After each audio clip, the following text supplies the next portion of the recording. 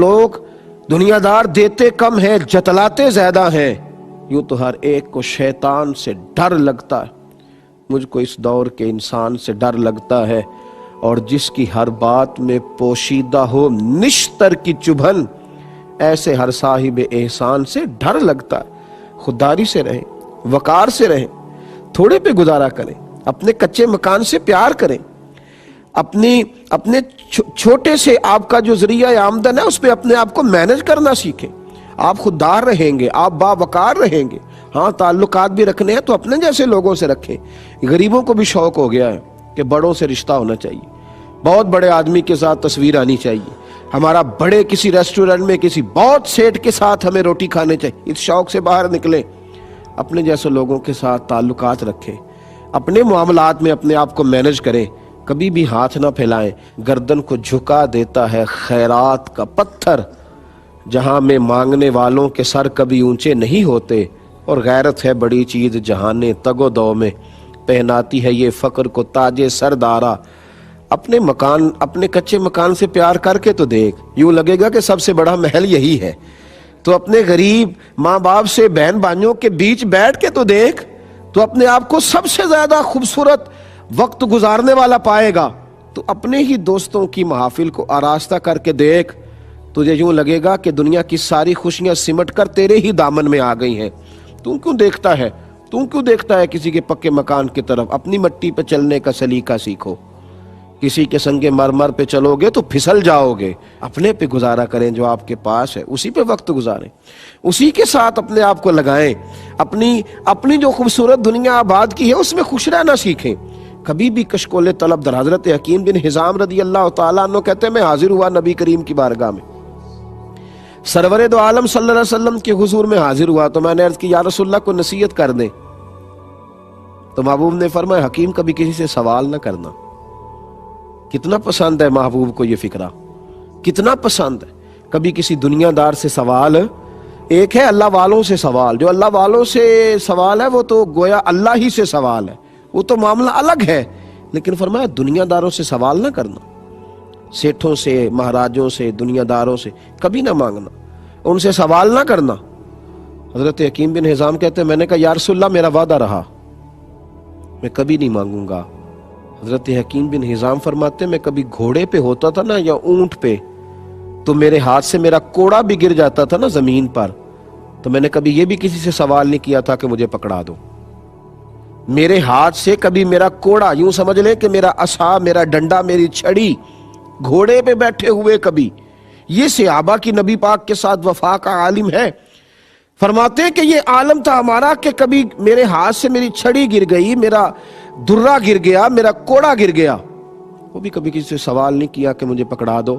فرماتے ہیں کہ دن میرے ہاتھ سے میرا کوڑا گر گیا، میں اونٹ پہ بیٹھا تھا، کچھ بڑھاپا آ گیا تھا، تو میں تکلیف کے ساتھ ایک دفعہ نیچے اترا، نیچے اتر کر کے پھر میں نے اسے اٹھایا، اور اٹھا کر جب میں دوبارہ گھوڑے پہ بیٹھنے لگا تو بڑھاپا تھا، ذرا مشکل محسوس ہوئی، تو میرا غلام پاس کھڑا تھا، کہنے لگا حضور یہ کوئی کام تھا جس کے لیے آپ نیچے اترے، اور اتر کر کے پھر آپ نے کوڑا اٹھایا اور دوبارہ آپ بیٹھ رہے ہیں اونٹ پر؟ مجھے حکم کر دیتے میں پکڑا دیتا۔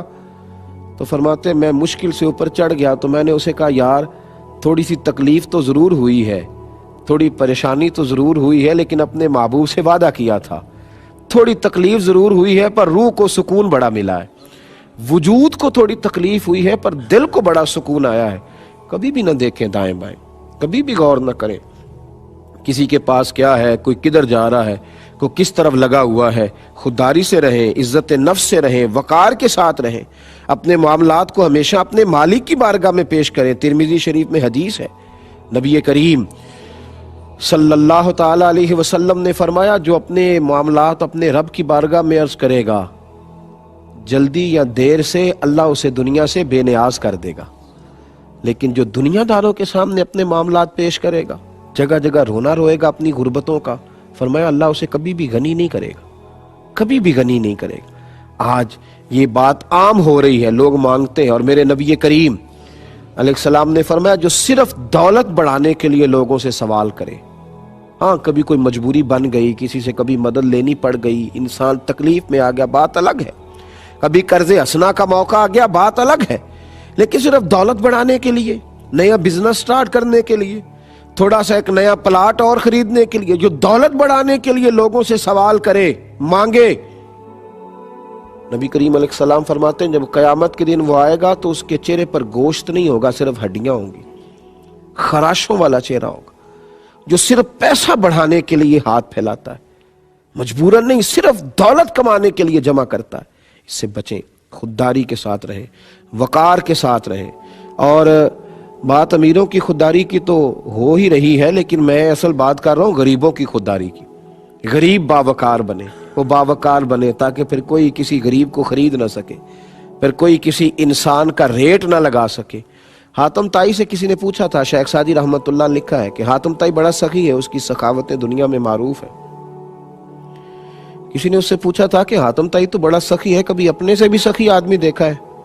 اس نے کہا دیکھا تھا. کہا کب؟ کہنے لگا ایک دفعہ میں نے سارے شہر کی دعوت پکائی تھی, ہر امیر غریب چھوٹا بڑا میں نے سب کو بلایا, سب میری دعوت میں آئے, تو میرے دل میں ایک خیال آ گیا کہ معلومات کروں کہ سب آئے ہیں یا شہر میں کوئی رہ بھی گیا ہے. کہتے میں چہرے پہ نقاب اوڑھ کے شہر کی طرف نکلا تو میں نے نا, جب سب لوگ میری دعوت پہ آئے ہوئے تھے, میں نے ایک بوڑھے کو جنگل میں لکڑیاں کاٹتے دیکھا. تو میں اس کے قریب گیا, میں نے جا کے بزرگوں آپ کو پتہ نہیں ہے کہ آج تو حاتم طائی نے سارے شہر کی دعوت پکائی ہے؟ تو کہنے لگے بیٹے پتہ ہے. تو میں نے کہا آپ گئے کیوں نہیں؟ تو کہتے ہیں عجیب لفظ کہے اس بوڑھے نے. کہنے لگا بیٹا مجھے نا اپنے ہاتھوں کی کمائی کھانے کا چسکا لگ گیا ہے, مجھے نا یہ ذائقہ لگ گیا ہے خود کما کے کھانے کا, یہ مجھے یہ ذائقہ لگ گیا ہے. کسی کے دسترخوان پر مجھے زیادہ لطف نہیں, یوں سمجھ لیں کہ مفت کی روٹی پر مجھے زیادہ لذت ہے. مہمان نوازی سنت ہے, وہ معاملہ الگ ہے, لیکن ہر وقت مفت خوری کے پروگرام پہ رہنا, کہا مجھے وہ مفت خوری کے دسترخوان پہ لذت نہیں آتی, مجھے ذائقہ لگ گیا ہے. حاتم طائی کہتے ہیں میں قربان ہونے کو گیا اس شخص کے, تو میں اپنا گھوڑا موڑ کے جب آنے لگا تو اس نے آواز دی, کہنے لگا بیٹا دعوت پہ جا رہے ہو؟ میں نے کہا ہاں. کہنے لگا ذرا ایک چھوٹا سا کام کر دو گے؟ میں نے کہا کر دوں گا. تو اس نے مجھے 5 دینار دیے.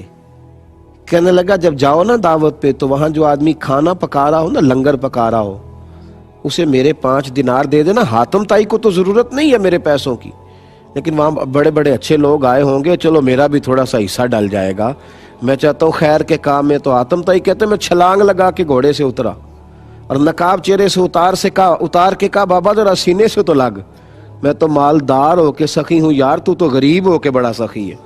تو مزہ آ گیا کسی سخی سے ملا ہوں, تو مجھ سے زیادہ سخی, غریب ہو کر اتنی سخاوت. خودداری, عزت نفس, وقار آدمی کو بڑا کر دیتا ہے.